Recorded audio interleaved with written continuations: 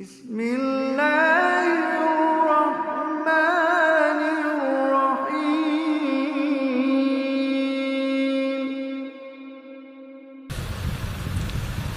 ہمارے گھروں میں جنت کے تذکرے نہیں ہوتے۔ یاد کرو آپ کے گھر میں کب ایسا ہوا ہو کہ کسی بچے نے پوچھا ہو کہ امی آپ کیوں رو رہی ہیں؟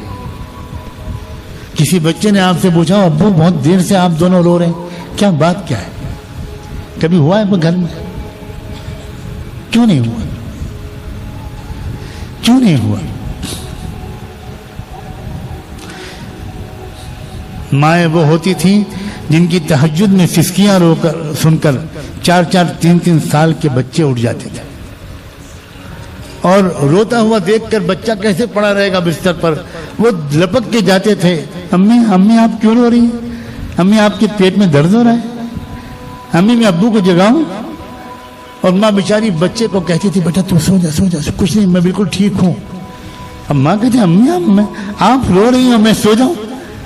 یہ نہیں، یہ کیا معاملہ کیا ہے؟ آپ بتائیے کیوں رو رہی ہیں؟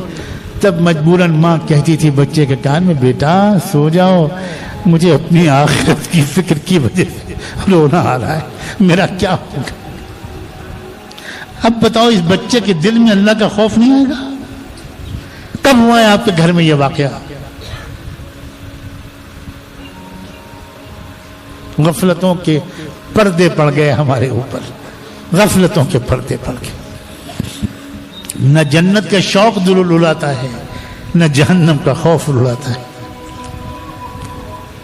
سب سے ہلکے درجے کا عذاب صحیح بخاری کی روایت کے مطابق جس جہنمی شخص پر کو ہوگا، اللہ کے رسول بیان کرتے ہیں، وہ سب سے ہلکے درجے کی سزا یہ ہوگی کہ ہمیشہ ہمیشہ کے لیے اس کو کھڑا کیا جائے گا اور اس کے پیروں کے نیچے جہنم کے انگارے رکھ دیے جائیں گے، اور اس پر وہ کھڑا رہے گا، اس کو ہلنے کی اجازت نہیں ہوگی، اور اس کے اثر سے اس کے سر میں اس کا دماغ اس طرح کھولے گا جیسے تمہاری ہانڈیوں پر، تمہاری چولوں پر تمہاری ہانڈیاں ابلتی۔ یہ سب سے ہلکے درجے کا عذاب ہے۔